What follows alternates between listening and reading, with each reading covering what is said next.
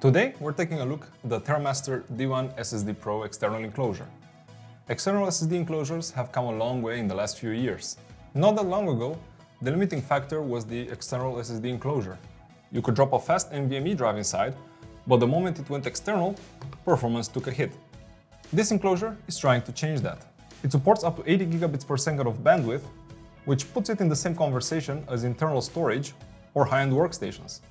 On paper, that's enough throughput to handle large video files, big photo libraries, or any other kind of project you might be running. But specs are one thing. The real question is how much of that performance you're actually getting in the real world, and whether it makes a meaningful difference outside of benchmarks. So in this video, we're gonna start with a full unboxing and a closer look at the build and design, then move into real-world speed tests, thermals, and sustained performance.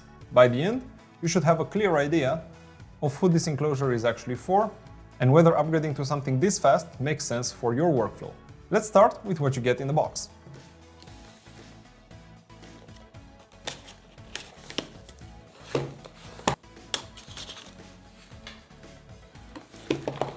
On the front of the box, we can see the name of this model.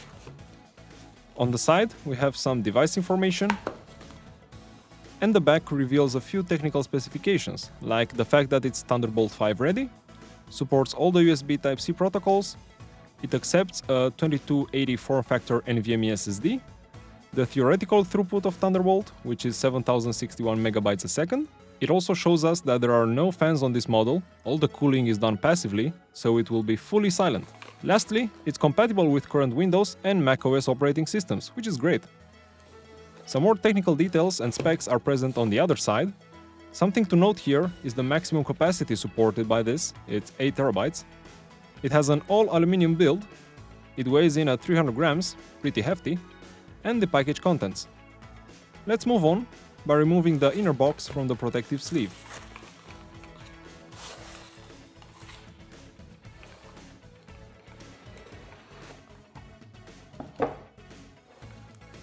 We are greeted first by a user manual envelope, which contains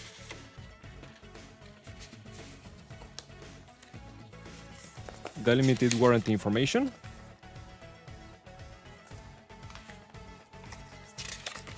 details about the TPC backup software,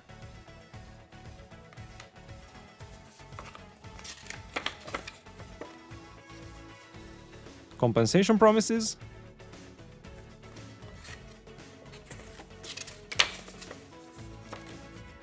quick installation guide with a handy QR code,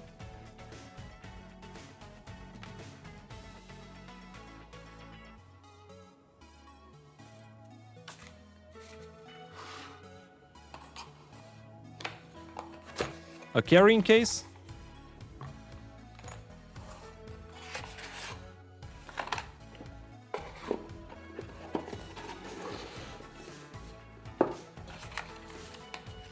and an accessory box which houses a screwdriver, a very nice addition that I like, and a spare thermal pad.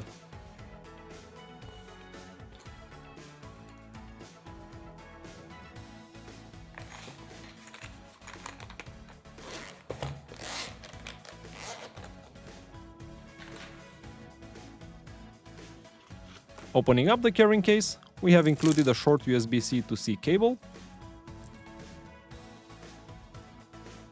that is actually rated for 80 gigabits a second. And finally, the enclosure itself, nicely protected in this sleeve.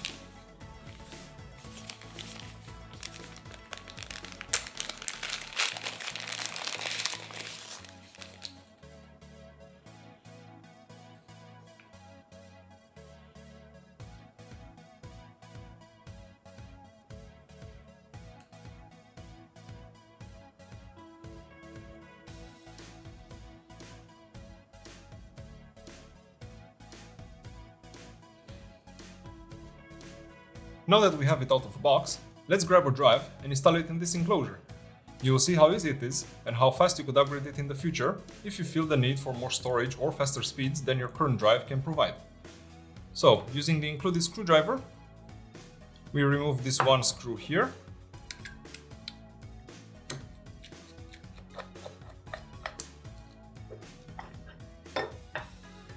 The screw is captive, which is really nice, it's not gonna go flying on you. Then we take our drive, we remove this screw here,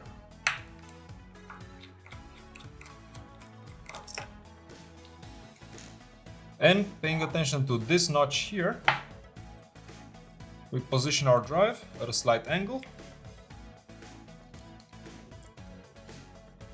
press it gently, and then put back the screw we removed.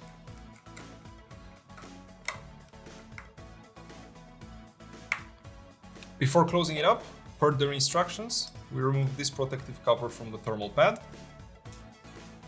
This will ensure proper heat transfer from our drive to the enclosure, so it can dissipate the heat generated by the drive. And now we put it back just the same way we took it apart. So put the two halves back together and tighten this screw here. And I gotta say, the included screwdriver is really nice, fits perfectly both screws, so you don't even need to have your own screwdriver for this. And the drive is basically installed, and we have a spare thermal pad if we ever need to change the drive, which is nice. I really appreciate that inclusion. Also, on the exterior of the drive, you will see rubber feet. These are designed so you can position it on a desk and it won't go anywhere. Really nice addition. And just touring the outside, we can see it's an all metal aluminum build, nicely CNC'd. And on the end, we can see the 80 gigabits per second port and the name of the product, the TerraMaster D1 SSD Pro enclosure. Great, so we have a drive installed and we can move on to the speed test. I want to make my next point very clear. The cable you use to connect this external drive to your computer is very important.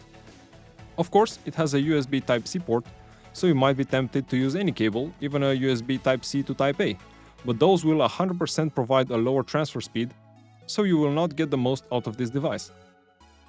As stated on the box, this enclosure supports up to 80 gigabits per second, so naturally, to reach that speed, we need a cable that is rated for the same speed. Subsequently, if you use a lower rated cable, like 40 gigabits per second or 20, that will be the maximum transfer speed possible. Another factor that will limit the transfer speeds will be the SSD itself. If you will use a PCIe Gen 3x4 drive, your speeds will be limited to maximum 6500 megabytes per second or close to 80 gigabits per second. So why would you buy an enclosure like this? In one word, future-proofing. You might not need 80 gigabits per second today, but technology advances constantly. Even if your current device does not support this standard yet, this enclosure can be used for many years, especially because upgrading the drive inside with an even larger capacity one takes seconds with only 2 screws. With a super strong and rugged construction and the thermal dissipation pad, you don't have to treat it like a glass doll, as was the case with the old external hard drives. This thing can take a beating and keep going. We can see that even those during intense read and write cycles, when the computer is writing around 64 gigabytes and reading it constantly from the drive, it's still keeping cool due to the large aluminum enclosure at around 32 to 33 degrees Celsius, which is great. It's not going to get it hot and it's not going to throttle your performance. So what do you think? Can an enclosure like this enhance your day-to-day workflow? Are you having trouble copying large files, videos, pictures, anything like that in your day-to-day activities?